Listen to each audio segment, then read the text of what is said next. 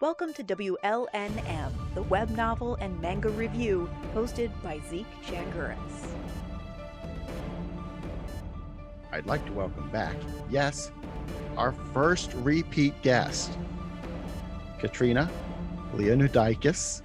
She is a Japanese English localization specialist, and for those who find that title confusing, she's the one that makes the games and anime that you like into a language you can understand if you're from North America, because I know Americans and we don't do languages well. So welcome back.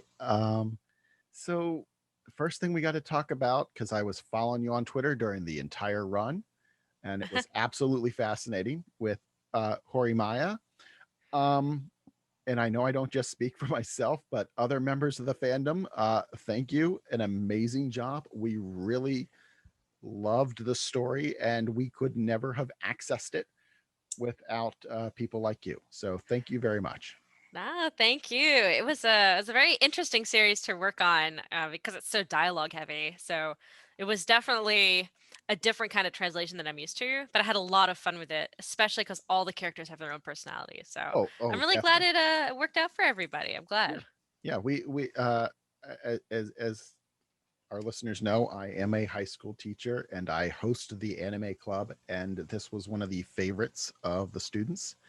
Who, Awesome. yeah, they'd come in each week and we'd talk about it. So, um, getting into the gritty of translation, Yeah. what kind of things, especially like in this series, if you have any examples, or in general, what parts are difficult to translate? Because not everything is, it's not like machine translation Right. where, trust me, we tried turning the machine translation on for a Netflix show once, and oh my god, how bad it was. You could, even if you don't speak Japanese, you could look at the words on the screen and the machine was not matching up with the Japanese that you knew in any way, shape, or form. So Mm-hmm. what's the most difficult parts to translate? That's a really good question. And I think it really depends on the translator you're talking to, because even within like anime and manga translators, everyone kind of has their preference for what they do like to translate, what they don't. Like me personally, like anything that's going to be super historical drama, like I will not touch with a 7-foot pole because I'm so bad at history. But I have other translator friends who are like, oh, if it's like science fiction or like mecha, anything highly technical, like I do not want to have to be spending 2 hours looking up how like a servo motor works, kind of thing. Um, but it kind of in general, I would think the one thing that makes anime and manga and pretty much anything that is audiovisual is the fact that you have this visual element. So take, for example, if you're translating a book. And they have like a random reference to maybe a Japanese band, or they're talking about some random building in Tokyo that everybody sees all the time. When you're translating that for an American audience, depending on your approach, like let's say they really want you to change the reference to something that maybe a general American public might understand. So you might change it to like the Empire State Building. And you're allowed to do that just because it's just text. You don't have anything kind of constraining you. You have the ability to mold the words as you kind of see it to best work for the audience you're working for.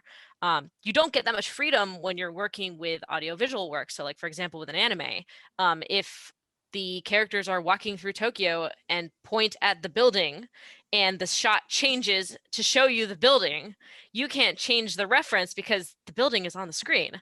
There's no getting around it. There's, even if you try to change the Empire State Building, everyone's going to go, that's not the Empire State Building. I know what that looks like.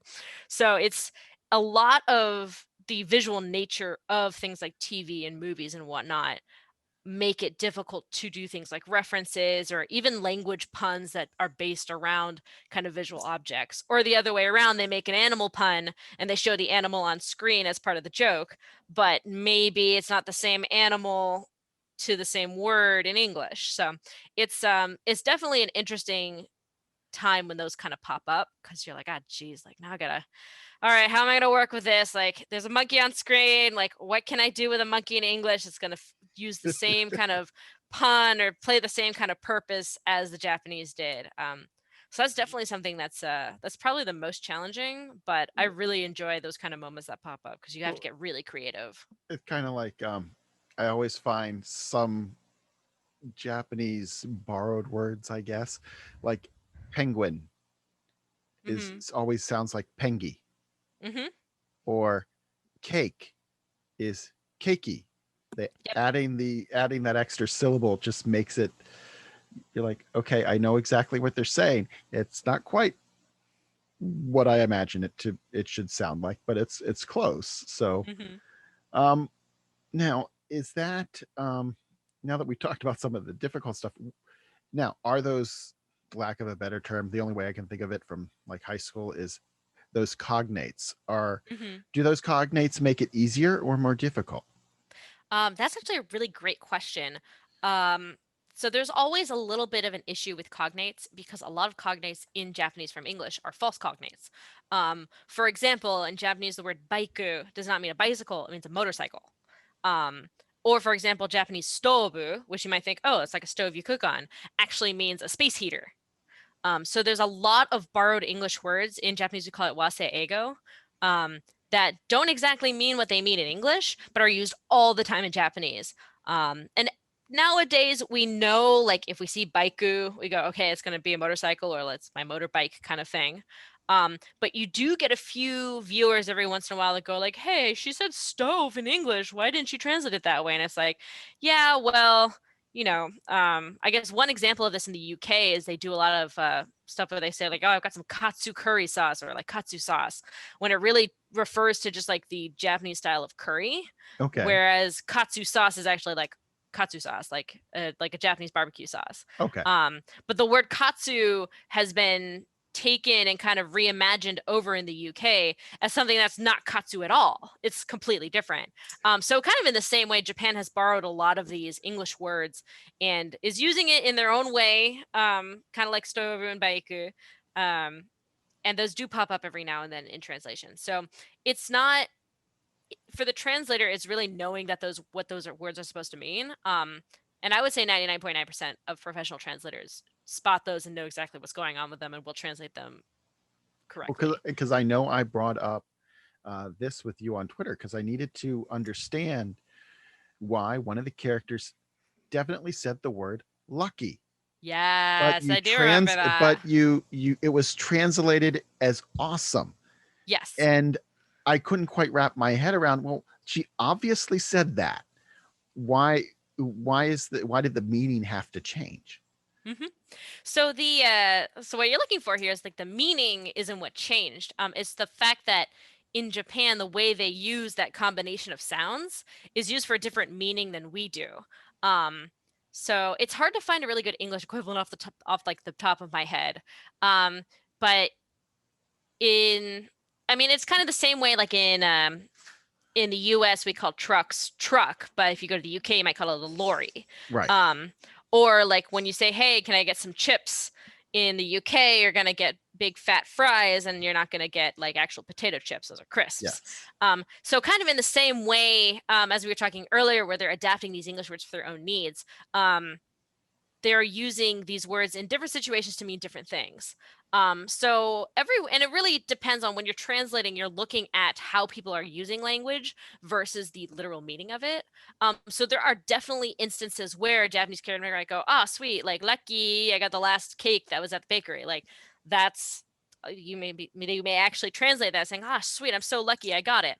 But in terms of natural English, um, you very rarely hear someone straight up just go, "Oh, lucky, I got this." Okay. You're hearing more of a natural dialect, like, "Oh, sweet," or like, "Hell yeah, I just got this." Yeah.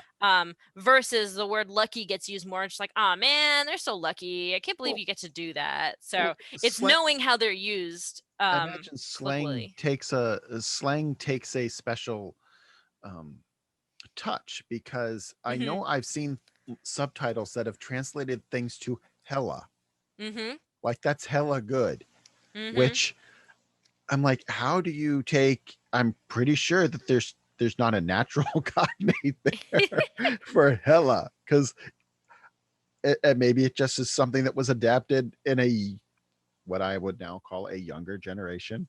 Um, I remember pre hella as a word that we used in our language. I mean, Mm-hmm. to me, it seems like something that's only come about in the last 10, 15 years. So, Well, I can tell you that it definitely wasn't. As a SoCal native, we always make fun of our Northern California friends because Northern California uses the word hella a lot.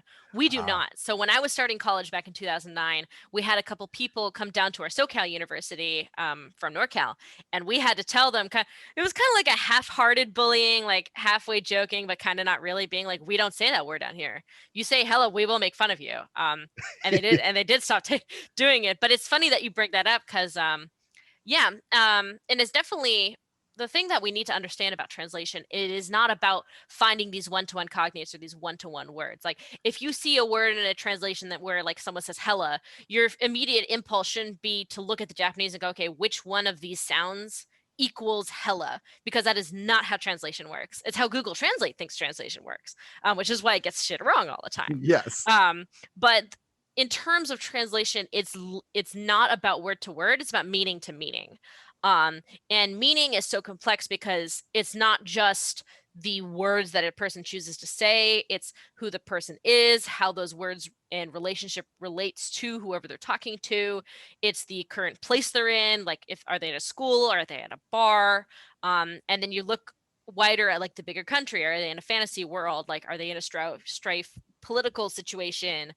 So there's a lot of things to think about when you're thinking about how to get that meaning to come across. And a lot of it comes down to this thing that we call in translation theory called equivalence theory, which I like to describe as, if this character was speaking American English and not Japanese, and he was in the same situation, like how would he express himself?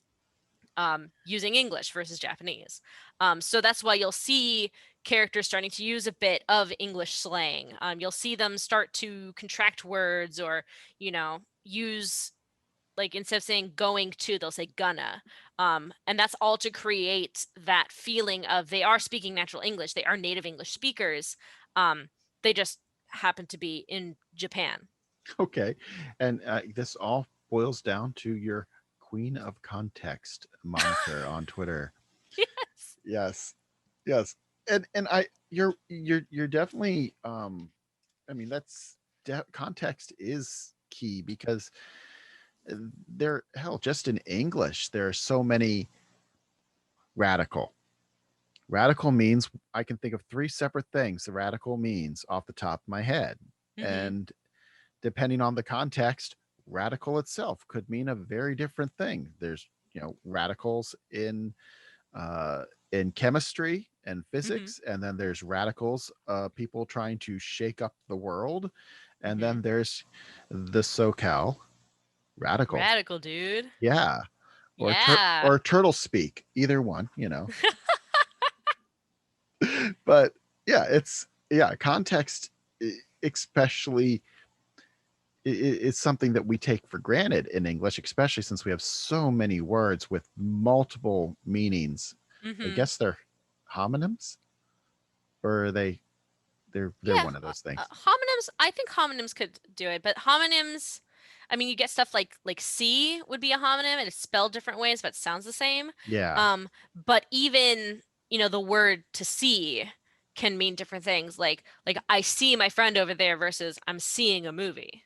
yeah, Um, it's because two completely different things.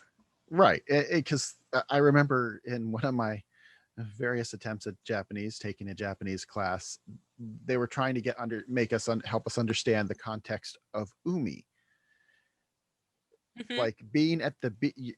Though they may say umi and referring to going to the beach, umi referred to actually being immersed in water, is what the Japanese instructor was telling me. It's not necessarily Hmm. going to the beach, it's literal translation is being in the water. And this is what, the nice 60-year-old Japanese woman was telling me. Hmm. And so it's interesting to see how these play out, especially since you get used to hearing these Japanese words and having a rough idea of what they mean, Hmm. as a non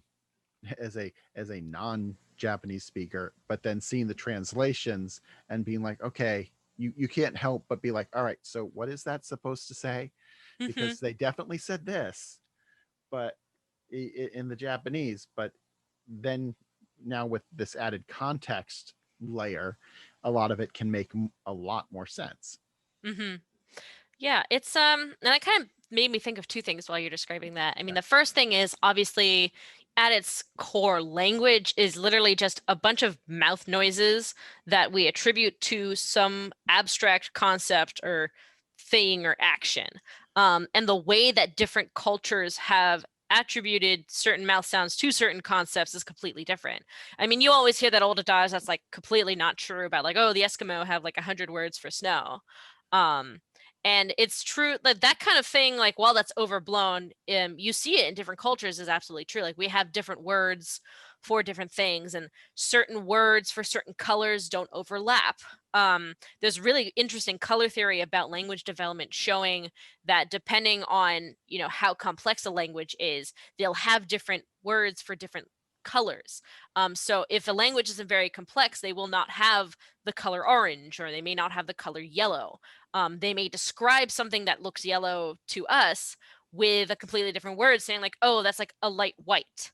Um, but that's just because how they're assigning, like I said, mouth sounds to these abstract concepts that we can grasp. It's not that they can't see yellow Right. or express that something is yellow. It's just they don't have a word for that specific wavelength of light from X to Y when reflected into your eyeballs. Right. So it's very interesting when you get to certain things in translation, kind of like what you're saying with umi, because it can be used to refer to both the actual ocean.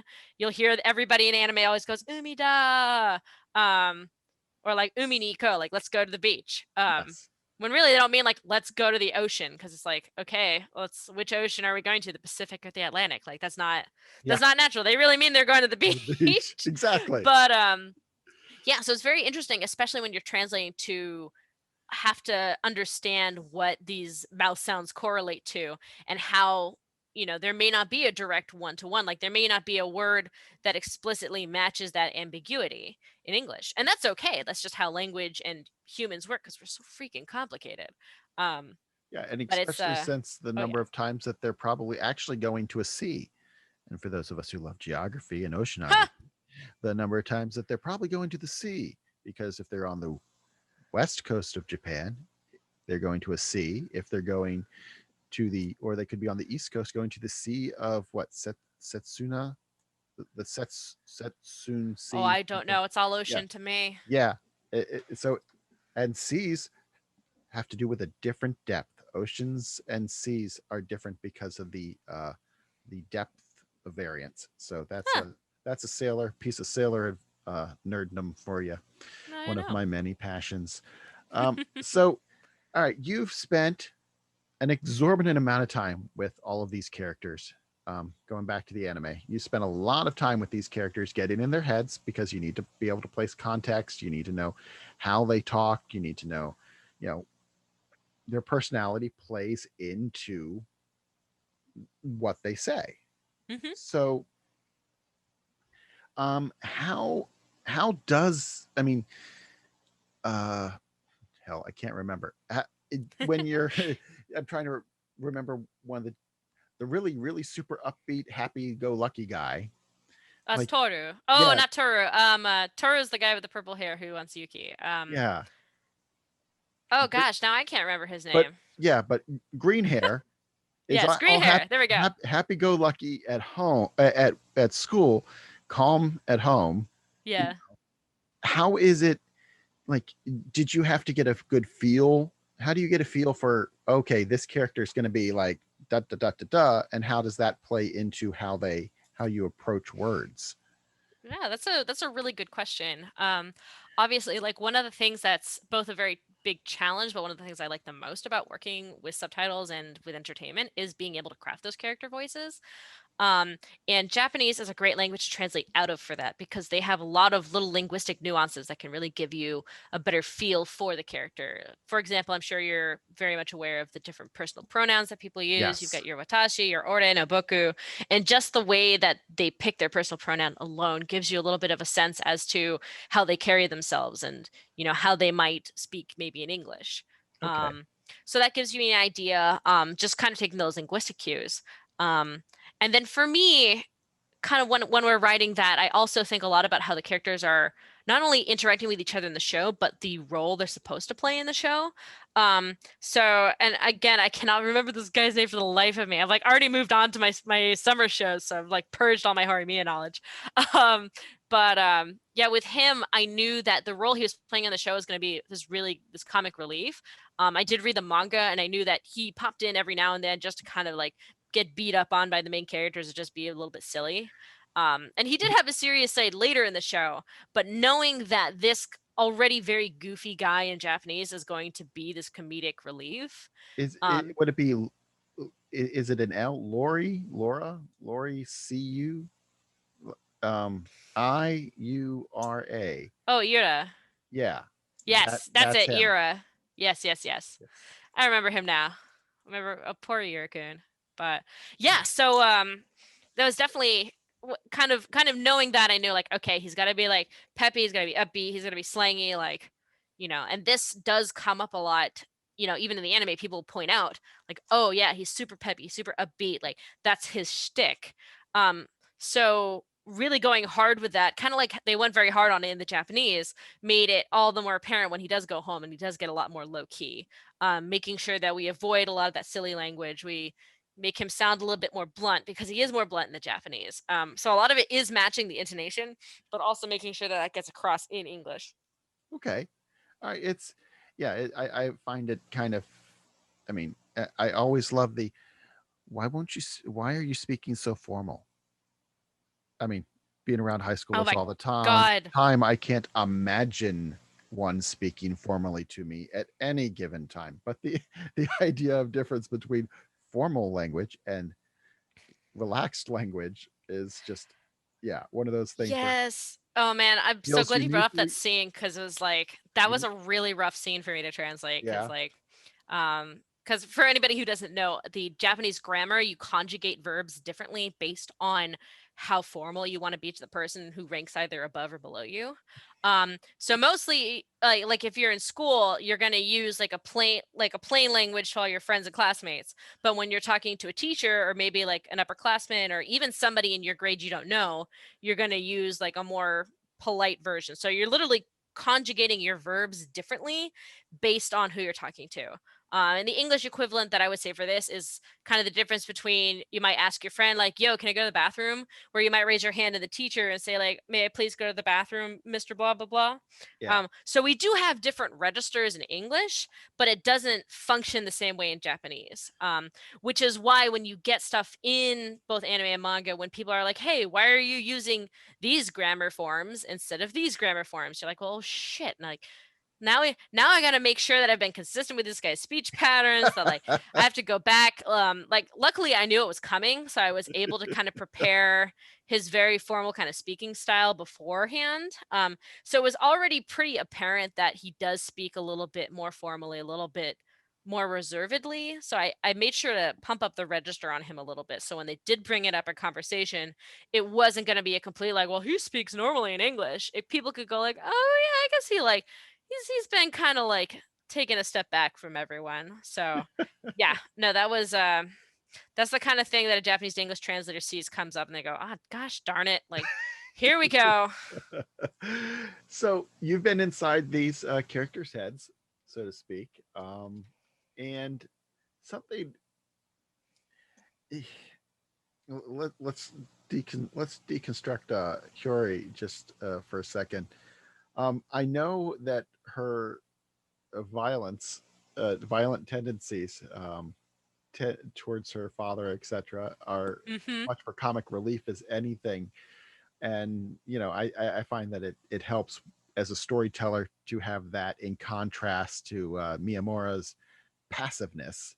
So how I'm trying to think of the best way.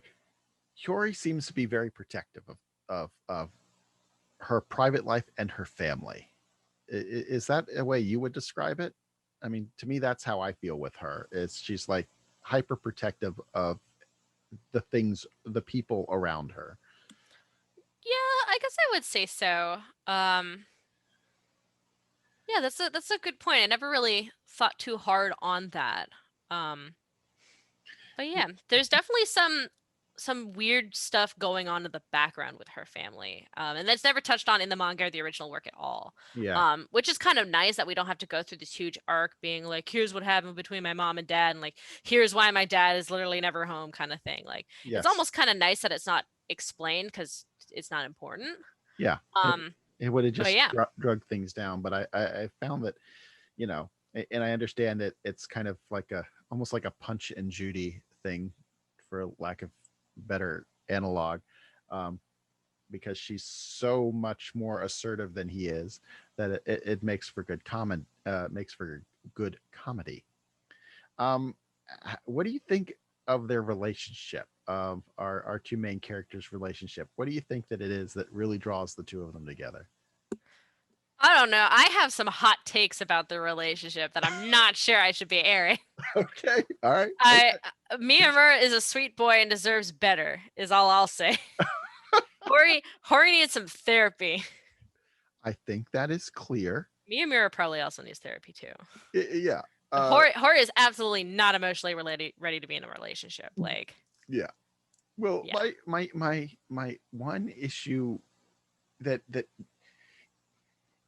it goes back to, how I was raised. Like, for I guess for everybody, it goes back to how you're raised. But the whole yell at me thing, when it first started, it I understood it was for comic relief, but it really made me feel uncomfortable. The you know Miyamura, yell at me, call me a bitch, and drag me away as a turn on really kind of made me squirm a little bit. Yeah, it's a little weird. Yeah, they they they are a little weird, but I'm not one to throw stones in glass houses. Um, how about that when you were doing? Do you do these when you're doing this? Are you doing it sequentially, like as the story progresses, or do you do Yes. them out of order? Okay. No, I do it all in order. So how did you feel in that? When you're wrapping up like their relationship at the end of that, at the end of 13, where they basically say that they're going to get married, but there's no, like, I don't know, doesn't put a ring on it, even though they are high school students. You know, it's interesting. I think, and it's different for me for every series that I work on. Um, I'm pretty picky when it comes to things like pacing and whatnot, and I definitely think that Horimiya dropped the ball a little bit there at the end. On pacing, that Yeah. I've seen that a lot from I mean, there's at least two or three hot take YouTube videos out there Oh yeah. No, and I don't talking think about the pacing for that final that final set. right. And I think like they accomplished what they set out to do. I think the director did a really great job. Like the series composition might have needed a little bit of work, but in terms of like the color design, the background design, like all the artsy fartsy stuff of it's really well put together. I just think in Yes. terms of pacing and what they chose to adapt from the manga was very interesting. Yeah. Um I, but yeah, it was nice they talked it's about some always of the other nice. it's nice that they talked about some of the other relationships, but I think they could have saved an episode or two and focused on developing our two main characters a little bit more to make us really care about that ending. It's did you ever watch Little House on the Prairie growing up? I did not. Okay, well, my biggest argument, my biggest, even though everyone, at least in my generation, remembers watching it and loved it, going back and watching it, one of my biggest issues was they would bring on a character, and in the span of I guess 45 or almost 50 minutes, expect us to, like, we've never heard of this person before, and expect us to love and then feel really bad when we lose them at the end of the episode. Uh-huh. And it's that kind of thing that always, that's it's like, the friend of the week that would come on and we're supposed to emotionally invest ourselves in. And I think if Mhm. they'd given our couple just a little bit more time, we could been far more, that final part of their story could have issued a little bit more of an impact. But Mhm. I'm not I'm not a director being paid. I'm just an armchair anime analyst. Oh So yeah. yeah. So um when you're well we definitely talked about, how much context has to do with things. Hmm. Um do are some types of characters, have you found like some archetypes easier than others to translate? Yes, absolutely. And I think it really depends on the translator as well. But for me, um, I usually do really well with comedies. Okay. Just because I don't want to say that I'm funny, but I have a lot more fun, writing that kind of dialogue, adapting jokes and whatnot, making people sound very casual. Um, I would say your run of the mill, like your high school students, your kind of your slice of lives are all pretty easy for me. Um, but there's definitely a couple archetypes that I really struggle with. Like you'll get the 600-year-old like vampire who wants to speak in a very archaic form. Not only is understanding those people a little bit more difficult because they're intentionally being obtuse, but once you understand it, you have to put it in an intentionally obtuse way in English, which usually means using more words, and we only have so much length in a subtitle or a piece of game text. So it's not always easy to render those out in a way that'll fit on screen. So it's like you're listening to Japanese, you're translating into English, and then you're translating it into Shakespeare. A little bit, yeah. That doesn't sound fun. It's not, but there are some translator colleagues of mine who really love that kind of stuff. Like I had a friend of mine who was absolutely elated when she found out that she got to do like a Shakespearean accent for a bunch of characters because she loves Shakespeare. And she's like, "Oh my God, like I can't wait to do it. Like we're gonna go full Tempest on these guys." And I'm like, "Oh man, like you have fun. I'm I'm perfectly happy staying with like my slice of life, my comedies, more serious dramas." Yeah, I've been doing a lot of fantasy recently, and that always offers a lot of really interesting opportunity for designing speaking styles and kind of whatnot. So, And I yeah, imagine that is also my love is one of my loves of Japanese fantasy is so many times they set it in a European setting and they use like the most made up English sounding names for things, yep, and it just makes it, sometimes you're just like, okay, why don't you just call it, you know the Water Palace, or yeah, they use these and you're like, oh, so it's the land that sits next to the sea, you know why not just call it beachfront? So yeah, yeah. yeah, and that's something you see a lot, especially in like Japanese tropey fiction that takes place in these kind of Western fantasy worlds. Especially if you're looking at younger authors who are publishing their own light novels that eventually do get turned into anime, is you're looking at a lot of more inexperienced writers who are following the tropes of being like, I'm just going to choose an English word that sounds cool, or I'm just going to Yes. call this place like Waterland, or like, Yeah. they pick kind of whatever at random. They're not experienced writers, they're just having fun, and then all of a sudden their story goes viral. And now they're making an anime, or a video game, and then I have to sit down and go, okay, how the heck are we going to do Waterland? Yes. um, and it's interesting too, and we're seeing a shift in subtitling away from staying with some of those names, and trying to go a little bit more creative. In video games, for the longest time, even looking way back, like Final Fantasy VII kind of stuff, like you look at the difference between the Japanese names for spells or for monsters, and they're completely different in English. I mean, just look at the Pokemon. Like the names of the original Pokemon are completely different from the original Pokemon in Japanese, say for like maybe Pikachu. Um, which makes sense because a lot of those names, like even Pikachu is a punny name on like lightning rat. Yeah. So Or changing the yeah, names in English makes sense. Um, Charmander definitely sounds like a 100% Japanese name. Yes. yes, right. So in terms of gaming and whatnot, like game localization really does aim to change those to have that more equivalent experience, to make it sound more natural in English. But you haven't seen that very often in subtitles because, like, one, we are just starting to get a lot of more professionals into the anime subtitling scene, and two, we still have a very loud contingent of fans who will hear them call the kingdom Watarando and say, hey, how come you called it beachfront? Like, Yes. she clearly says Waterland. What are you doing? You're ruining my show. Yeah. Um, so it's it'll be interesting. And as we move forward, I think we're going to have less and less of that and see a little bit more of creative translation come through. We're already seeing that on stuff like Disney movies being translated into other languages. I mean, you look at the Ghibli movies.